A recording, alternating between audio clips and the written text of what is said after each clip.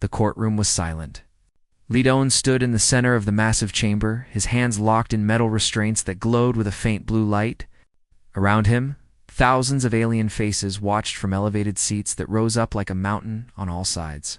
Some had scales. Some had fur. Some had no faces at all, just smooth surfaces with sensors where eyes should be. All of them were looking at him like he was already dead. The Grand Tribunal of the Galactic Assembly was the highest court in known space. 47 species had representatives here. They made laws. They judged crimes. And today, they were judging him. Doan kept his back straight and his expression calm. He was 34 years old, a former officer in the Korean Navy before he became a cargo ship captain. He had seen storms that could swallow cities. He had sailed through waters that wanted to kill him. A room full of aliens was not going to make him show fear. The chief magistrate, tall creature with gray skin and 6 eyes, arranged in a circle around its head, raised one long arm for silence. Not that anyone was talking. The silence was so thick that Doan could hear his own heartbeat. Lee Doan of Earth, the magistrate said. Its voice was translated through a small device attached to Doan's ear. You have been found guilty of murder. 3 soldiers of the Valari Empire are dead by your hand. Do you deny this? I do not deny killing them, Doan said. His voice was steady, but it was not murder. They attacked my ship. They tried to take my crew. I defended myself and my people. A sound rippled through the chamber. It might have been laughter. It might have been disgust. Doan could not tell. From the Valari section of the gallery, a figure stood. Ambassador Talek was tall and thin, with pale blue skin and eyes that looked like black glass. He wore robes that probably cost more than Doan's entire ship. When he spoke, his voice was smooth like oil. The human speaks of defense, Tolek said. But the evidence shows something different. Our soldiers approached his vessel for a routine inspection. They followed proper procedure, and this human killed them with his bare hands and a piece of metal pipe. Doan's jaw tightened. They boarded without permission. They pointed weapons at my crew. When one of them grabbed my engineer, I stopped them. You broke their bones, Tolek said. You crushed one soldier's throat. You drove a pipe through another's chest. This is not defense. This is savagery, the chamber murmured in agreement. Doan looked around at the faces watching him. He saw no sympathy, no understanding. These species had never known violence the way humans knew it. They had evolved on gentle worlds with mild climates and few predators. The idea of fighting for survival was alien to them in the truest sense. In the visitor gallery, Park Soo-jin pressed her hands against the glass barrier so hard that her knuckles turned white. She was 29, with short black hair and sharp eyes that missed nothing. She had served with Doan for 3 years. She knew him better than anyone, and she knew that everything he said was true. The Valari had been looking for an excuse. Humanity was new to galactic society, only 50 years since first contact. Earth's ships were small and few. Earth's military was a joke compared to the great empires. The Valari saw humans as easy targets, and they had been pushing boundaries for years. This time, they had pushed too hard, and Doan had pushed back. But none of that mattered to the tribunal. The Valari had allies. They had influence. They had already decided the outcome before the trial began. The chief magistrate raised its arm again. The tribunal has reached a verdict. Lee Doan of Earth, you are sentenced to exile on Keth-9. The chamber went completely silent. Even Talek looked surprised for a moment before his expression settled into satisfaction. Soo-jin felt her blood turn to ice. Keth-9. She had heard of it. Everyone had heard of it. It was a Deathworld, a planet so hostile that no species could survive there. The Galactic Assembly used it for executions. They dropped the condemned there with minimal supplies and left them to die. No one had ever lasted more than 12 standard cycles. No. Soo-jin shouted. She slammed her fists against the glass. This is wrong. He defended himself. You cannot do this. Security drones moved toward her, but she did not care. She kept shouting even as they pulled her away from the barrier. Doan did not turn to look at her. He kept his eyes forward, his face like stone. Inside, his mind was already working. Keth-9. High gravity. Toxic atmosphere. Dangerous wildlife? He had read the reports. He knew what waited for him there, but he also knew something that none of these aliens seemed to understand. He was human, and humans did not die easily. As the guards came to take him away, an old alien stepped into his path. This one was different from the others. Its skin was rough and weathered, and its eyes held something that looked almost like respect. A small tag on its robe identified it as Magistrate Orin. "I voted for your freedom," Orin said quietly. "For what little that is worth now." Doan nodded. "Thank you." Orin glanced around, then leaned closer. "I will speak with your companion. There may yet be hope." The guard shoved Doan forward before he could respond. He walked through the long corridor toward the prison transport, his footsteps echoing in the empty space. Behind him, he could hear Sujin still fighting against the security drones. He wanted to tell her not to worry. He wanted to tell her that he would find a way to survive. But the words would not come. So he just kept walking. Later, as the transport lifted away from the station, Magistrate Orin found Sujin sitting alone in a waiting area. Her eyes were red, but she was no longer crying. She was thinking, planning. Orin could see it in her face. "Miss Park," Orin said, sitting beside her. "I must ask you something." Sujin looked at him. "What?" "I have studied many species in my long life," Orin said. "I know where they come from. What kinds of worlds shape them? But humanity is new, and your records are not complete in our databases." He paused, choosing his next words carefully. "I reviewed the atmospheric data of your homeworld. The gravity, the climate patterns, the biological diversity." Sujin said nothing. She just waited. Orin leaned forward. His old eyes were suddenly very sharp. "Miss Park, I must ask, where exactly do humans come from? What kind of world created your species?" Sujin looked at him for a long moment.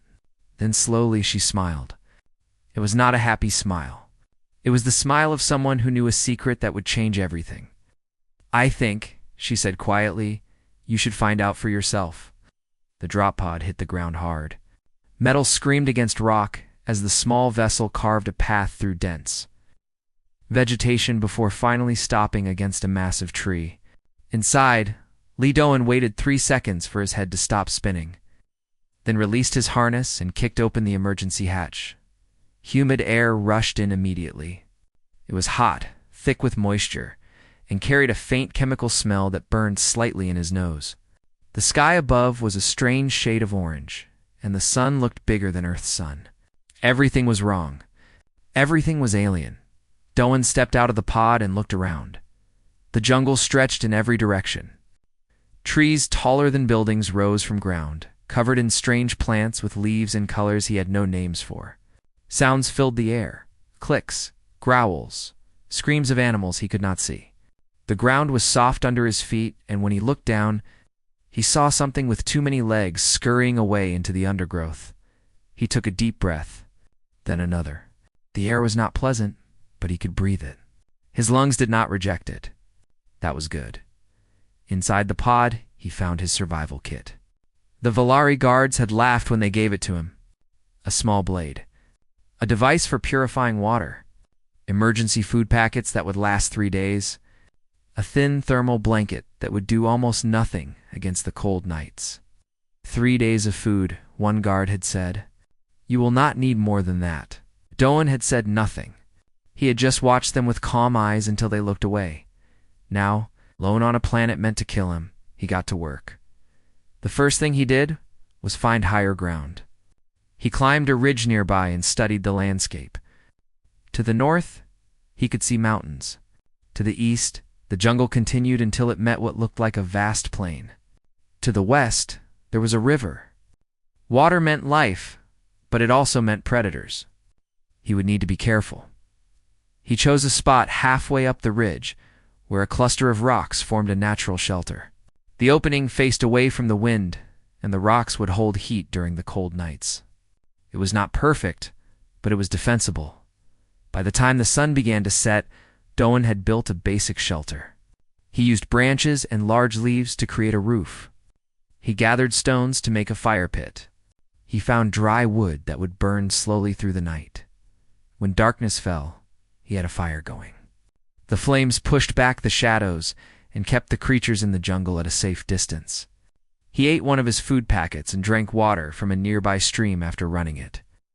Through the purifier, the gravity on Keth-9 was slightly higher than Earth.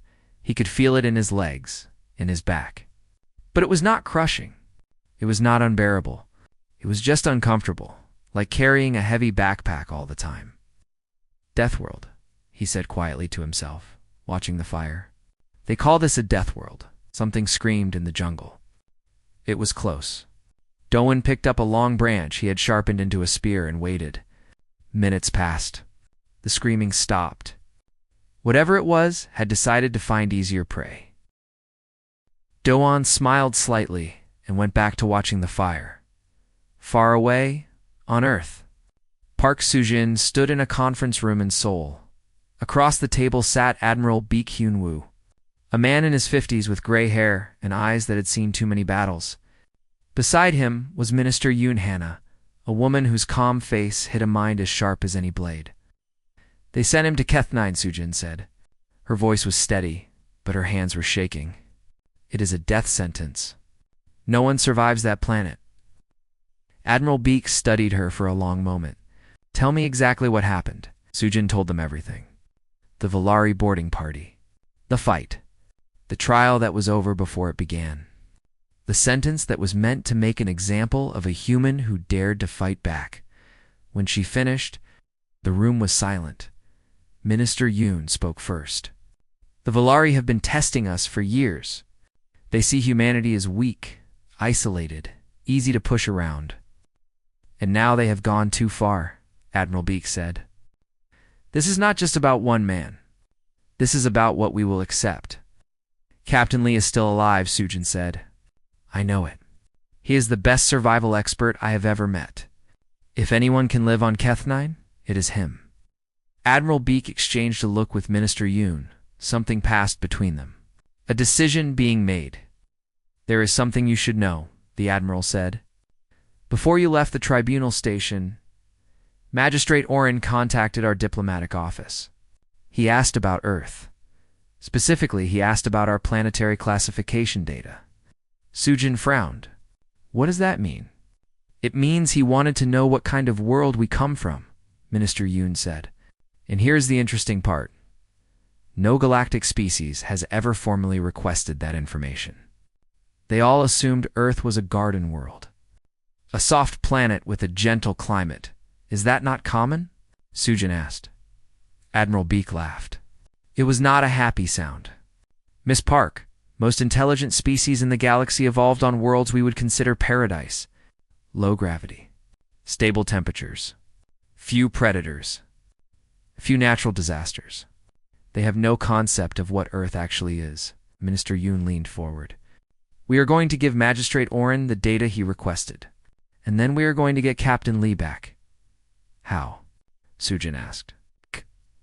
I am authorizing a covert extraction mission, Admiral Baek said. Lieutenant Commander Kim Tae-ho will lead a small team to Keth-9. They will find Captain Lee and bring him home. He paused. I want you to go with them. Sujin nodded without hesitation. When do we leave? Back on Keth-9. 3 days had passed. Doan had finished his emergency food on the 2nd day. On the 3rd day, he killed his first animal.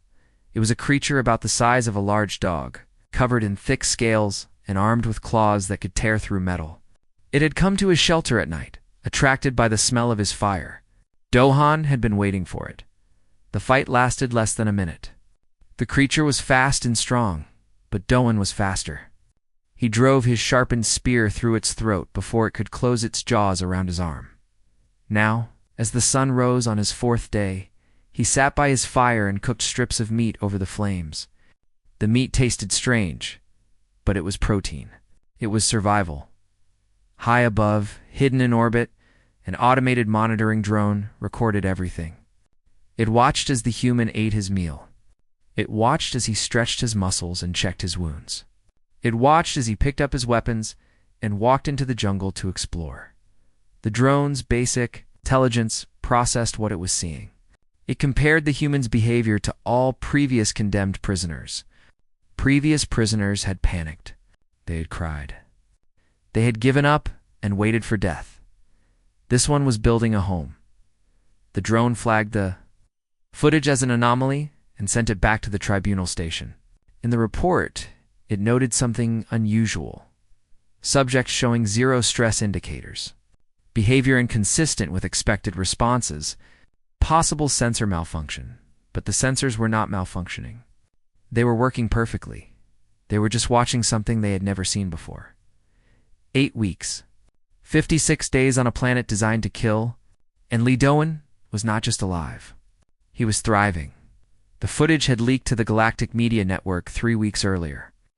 No one knew who was responsible. Perhaps it was someone at the tribunal who felt guilty. Perhaps it was an enemy of the Valari who wanted to cause trouble. It did not matter. What mattered was that billions of beings across 1,000 worlds were now watching a human treat. A Class 7 Deathworld, like a vacation. The videos showed everything. They showed Doan building a fortified shelter with walls of sharpened stakes and a roof that could withstand the violent storms that swept across the planet every few days. They showed him setting traps for the creatures that hunted at night. They showed him preserving meat by smoking it over slow fires, creating food supplies that would last weeks.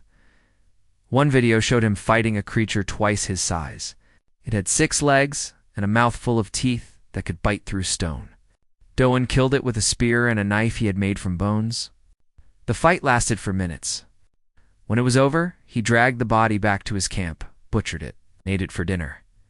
Another video showed something even more shocking. Dohan had captured a young predator, one of the mid-sized hunting animals that roamed the jungle. Instead of killing it, he had kept it, fed it, trained it. Now, it followed him like a loyal dog, sleeping outside his shelter and growling at anything that came too close. He had tamed a creature that could kill most galactic species with a single bite across the galaxy. People watched with a mixture of horror and fascination. They had never seen anything like this. The condemned were supposed to die screaming. They were supposed to be torn apart by predators or killed by the toxic air or crushed by the heavy gravity. They were not supposed to build homes and make pets and look bored. Questions began to spread. Whispers passed from world to world. What kind of species was this? What kind of planet had created beings that could survive a Class 7 death world with nothing but a knife and their bare hands? On the tribunal station, Ambassador Tolek watched the latest footage with cold fury. The human was supposed to be dead. He was supposed to be a message to Earth about what happened when they challenged Valari authority. Instead, he had become a symbol. A hero to the weak species who resented Valari power. A mystery that everyone wanted to solve. "This is unacceptable," Tolek said to his advisors. "Every day he survives, Earth gains sympathy. We must end this. The tribunal rules are clear," one advisor said. "Once a prisoner is exiled, we cannot interfere." Tolek's black glass eyes narrowed. "Then we will find another way." On Earth, the videos had a different effect. For the first time, humans saw one of their own tested against the worst the galaxy could offer. And for the first time, they saw that they were not as weak as everyone believed. Admiral Beak. Hyunwoo watched the footage in his office in Seoul. Beside him stood Lieutenant Commander Kim Tae-ho, a man in his 30s, with the calm eyes of a soldier who had seen combat. Next to Tae-ho was Sergeant Choi Yerin, a woman whose small frame hid the skills of one of the best close combat specialists in the Korean military.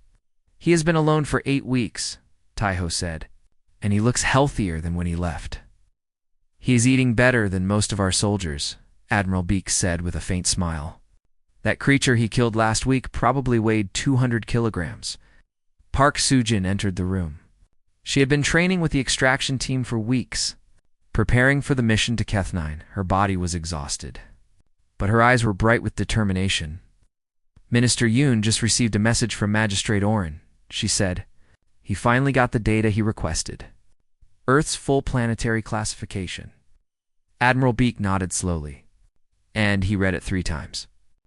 Then he sent an emergency transmission to every member of the tribunal. "What did he say?" Sujin's smile was sharp and satisfied. He told them that Earth is a Class 8 Deathworld, one classification higher than Keth-9.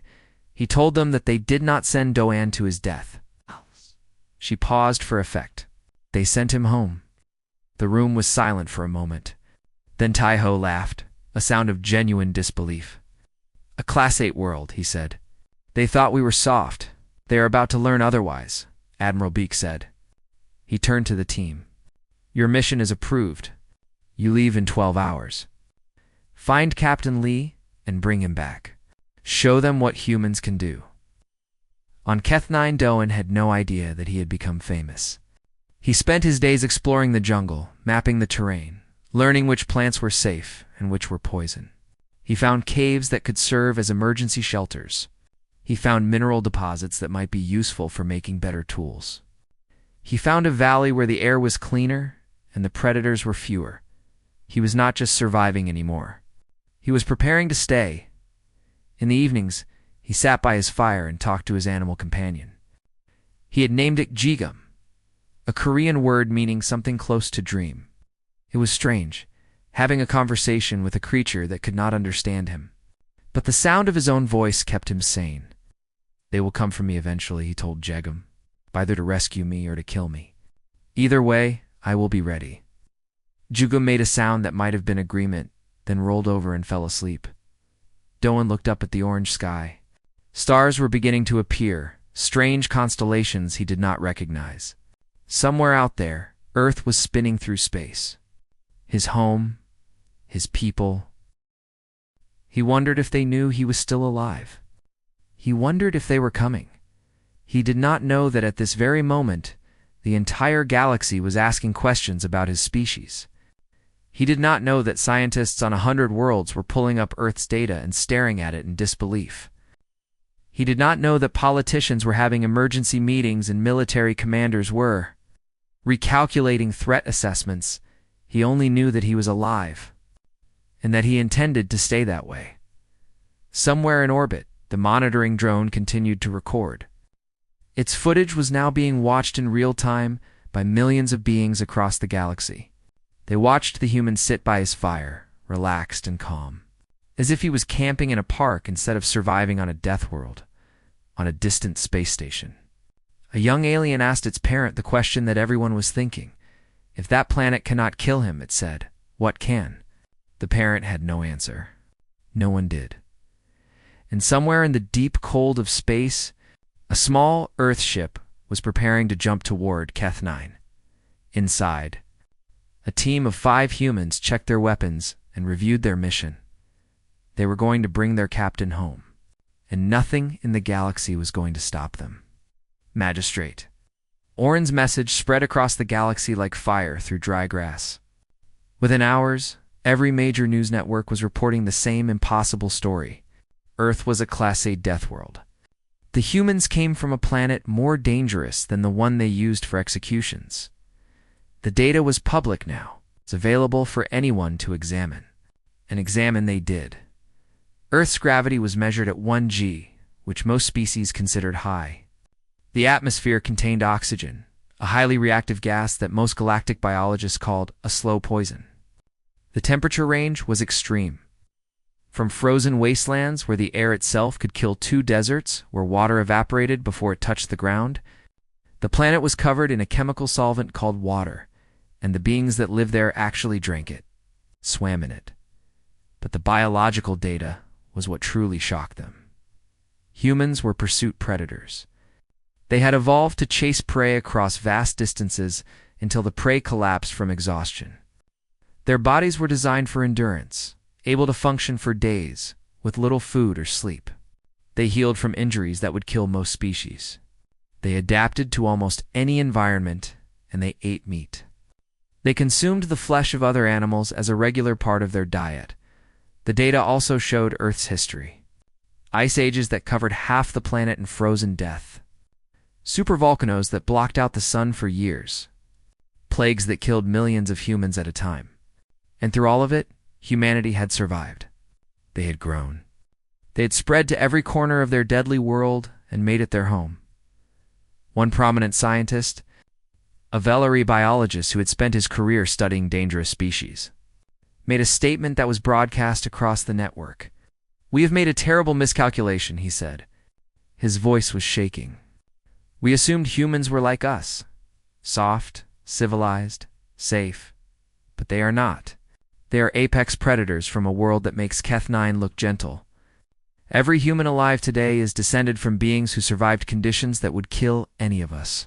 They do not just live in danger, they are made of it." On the tribunal station, Ambassador Talek watched the broadcasts with growing panic. Everything was falling apart.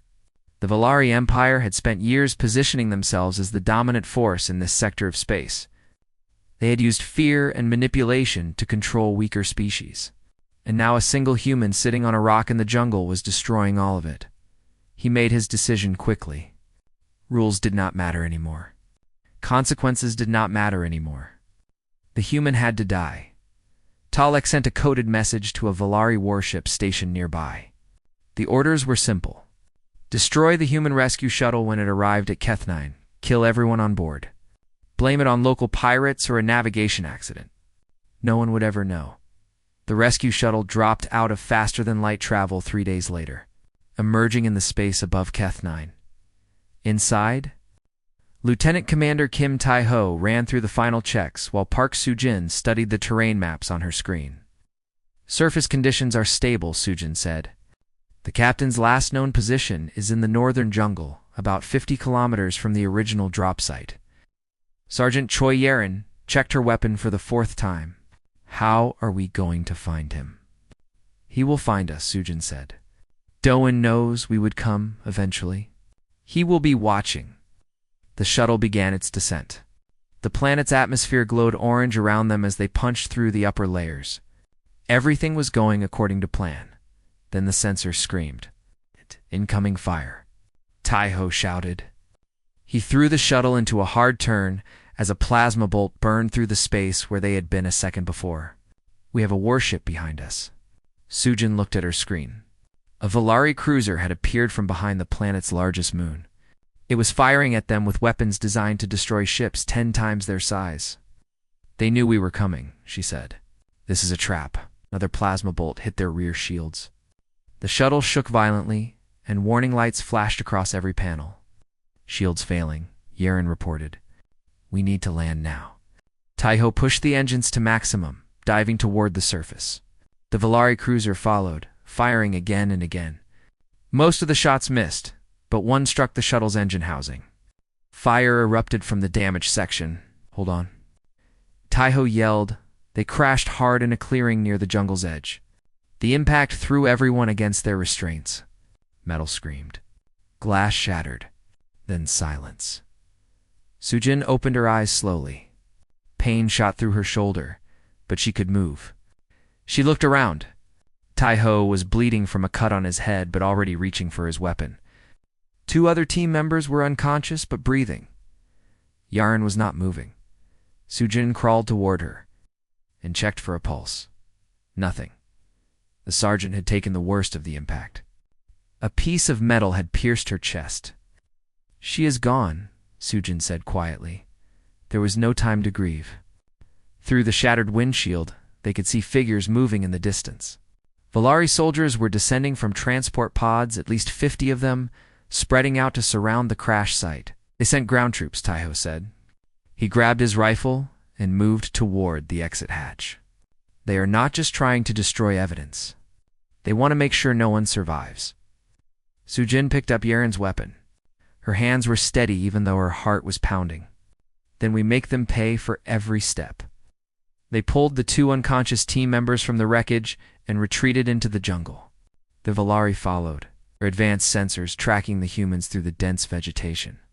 "What the?" Velari did not know was that they were not the only hunters in this jungle. 2 kilometers away, Lee Do-han had heard the crash. He had seen the plasma fire in the sky and watched the shuttle fall. Now he was moving through the trees with the silence of a predator, his tamed companion Goom following close behind. He found the survivors within an hour. Soo-jin almost shot him before she recognized his face. "Captain," she breathed. "You are alive." "Obviously," Doan said. He looked at the small group. 4 people, 1 badly wounded, all exhausted and scared. Then he looked back toward the direction the Volari were coming from. He could hear them now, their equipment making noise as they pushed through the undergrowth. How many? He asked. At least 50, Taiho said. Maybe more? Soldiers. Yes. Well armed. Doan nodded slowly. He had spent 8 weeks on this planet. He knew every rock, every tree, every hiding place, and killing ground. The Volari thought they were hunting him. They had no idea what they had walked into. Give me your spare weapons, he said, and follow me exactly. Do not make a sound. He led them deeper into the jungle, away from the obvious paths and into terrain that no Volari could navigate. Behind them, the soldiers spread out in a search pattern. Confident in their numbers and their technology, they did not notice when the jungle went quiet. They did not notice when the sounds of animals stopped. They did not realize that something had changed. Duhan stopped at a ridge overlooking a narrow valley. He looked at the Volari soldiers entering from the far end, then back at his small group. They came here to hunt us, he said quietly. His eyes were cold now, hard as stone. They have no idea what they have done. He vanished into the shadows, moving with a speed that seemed impossible. Within moments, he was gone, and then the screaming began. The first Volari soldier died without making a sound. One moment he was walking through the jungle, scanning for heat signatures. The next moment, a hand covered his mouth, and something sharp went through his throat. His body was dragged into the undergrowth. Before his companions even noticed he was gone, the second soldier died 30 seconds later, pulled into a pit trap covered with leaves and impaled on sharpened stakes at the bottom. His scream was cut short when the stakes pierced his lungs. The third and fourth died together.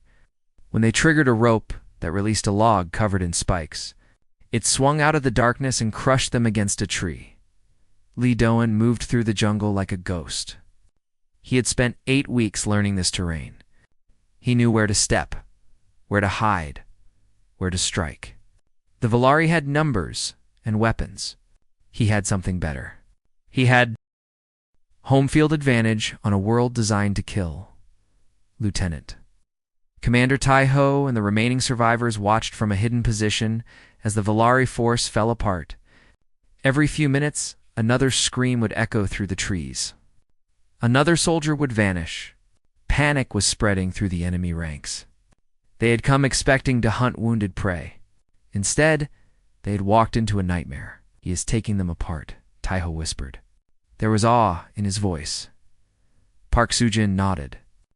She had known Doan was capable. But this was something else entirely. This was a man who had found his element, who had been forged by weeks of survival into something primal and unstoppable. By the time the sun began to set, the Volari had lost 32 soldiers.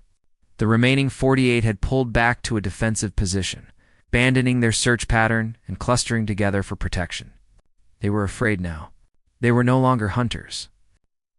They were prey. Doan appeared at the survivor's position as darkness fell. He was covered in dirt and blood, some of it his own from minor wounds, most of it from Volari soldiers. His eyes were calm, but there was something wild in them. Something that had been sleeping before and was now fully awake. They have stopped advancing, he said. They are waiting for reinforcements. Can we reach our shuttle's emergency beacon? Taiho asked. If we can signal Earth, they will send backup. I already activated it, Sujin said. 3 hours ago. The signal is broadcasting on all frequencies. Doan looked at her. Then we wait until morning. They will not move at night. Not anymore. They took turns keeping watch. The jungle was quiet now, the predators having fled from the violence that had swept through their territory. Somewhere in the darkness, the Volari soldiers sat in terrified silence. Jumping at every sound in orbit, the Volari cruiser had received distress signals from the ground forces. The captain was preparing to send additional troops when a new contact appeared on his sensors. Then another, and another. 12 Earthships dropped out of faster-than-light travel in a formation around. Keth-9, they were not large ships. They were not heavily armed. But there were 12 of them, and they had arrived faster than anyone had expected. The lead ship broadcast a message on all frequencies. This is the United Earth Coalition vessel Defiance. We are responding to a distress signal from our citizens. Any hostile action against our people will be considered an act of war." The Valari captain stared at his screen. He had orders from Ambassador Tolek to ensure no witnesses survived, but he was looking at 12 enemy ships and his own vessel was alone. The backup he had been promised had not arrived. He made the only logical choice. He ordered his ship to withdraw, leaving the ground forces stranded by morning. Earth shuttles were landing near the crash site. Medical teams rushed to help the wounded survivors. Soldiers secured the perimeter, though there was little need. The remaining Valari troops had surrendered during the night, too terrified and demoralized to fight. Lee Doan stood at the edge of the clearing and watched the chaos with tired eyes. Sujin walked up beside him and handed him a bottle of water. "You did it," she said. "You survived." "We survived," he corrected. "You came for me," Sujin smiled. "Of course we did. You are one of us." 3 days later, the Galactic Assembly convened an emergency session. The chamber was packed with representatives from all 47 member species. Screens displayed footage from Keth-9, showing the aftermath of the Valari attack, and the human response. Ambassador Tolek was absent. He had been arrested by his own government the previous day, charged with unauthorized military action and attempted murder. The Valari Empire was desperately trying to distance itself from his actions. Minister Yoon Hana stood before the assembly. She wore a simple gray suit, and her expression was perfectly calm. When she spoke, her voice carried clearly through the massive chamber. 56 days ago, you sentenced one of our citizens to death on a planet you called unsurvivable, she said. He built a home there. He tamed predators. He lived as comfortably as if he were on vacation. She paused to let that sink in. When we sent a rescue team, they were attacked by Valari forces. One of our people was killed. The survivors were hunted through the jungle by soldiers who expected easy prey. Another pause. 80 soldiers went hunting for 7 wounded humans. Within 48 hours, 32 of those soldiers were dead, killed by humans using sticks and stones in their bare hands. The chamber was absolutely silent. "You call us a minor species," Minister Yoon continued. "You think we are weak because our ships are small and few? You think we are soft because we seek peace and trade instead of war?" She shook her head slowly. "You have fundamentally misunderstood what we are." She gestured to the screens, which now showed images of Earth. Hurricanes tearing across coastlines. Earthquakes shattering cities. Volcanoes erupting with world-ending fury. Predators hunting across every continent. And through it all, humans building, growing, surviving. "Earth is a Class 8 Deathworld," Minister Yoon said.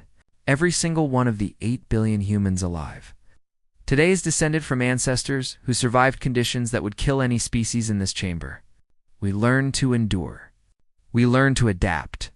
We learn to fight." She stepped forward, her calm voice taking on an edge of steel. "We do not want war. We have never wanted war. Humanity reached for the stars, hoping to find friends, not enemies. But understand this clearly. If you force us into a war, we will not stop until it is finished. That is what our world taught us. That is who we are. Not because we are cruel, but because we are survivors." She let the silence stretch for a long moment. "We demand a formal apology from the Valari Empire. We demand reparations for the death of Sergeant Choi, Yaren. We demand that the person who ordered the attack be tried for murder under galactic law. These are not requests. They are requirements. And if they are not met, then the next time we send ships to your space, it will not be 12. It will be 12,000. Minister Yoon turned and walked out of the chamber. She did not wait for a response. She did not need one. Everyone already knew what the answer would be. 1 week later, Lee Doan stood on a beach in Busan. The sun was setting over the ocean, painting the sky in shades of orange and pink. Waves rolled against the shore, and seabirds called in the distance.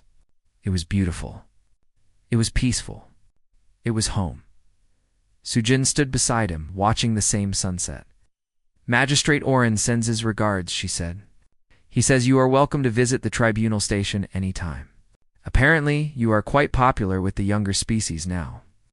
Doan laughs softly. I think I will stay on Earth for a while. How does it feel? Sujin asked. Being back? He considered the question. He thought about the ocean, full of creatures that could kill a human in seconds. He thought about the earthquakes that shook this land, the storms that came without warning, the 1,000 ways this planet tried to kill its inhabitants every single day. Then he thought about Kethnine, the heavy gravity, the toxic air, the endless predators. He smiled. Honestly, he said, it feels about the same. Sujin laughed. They stood together in comfortable silence, watching the sun disappear below the horizon.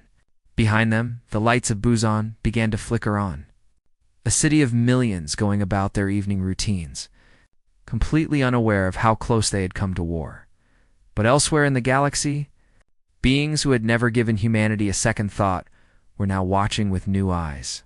They were reading Earth's data. They were studying human history. They were realizing that the small, soft-looking species they had dismissed was actually forged in fire and blood and endless struggle. The galaxy had learned an important lesson. Never underestimate a Deathworld species. Never threaten their own. And never ever assume that survival is impossible. Because for humans, survival was not just possible. It was what they did best.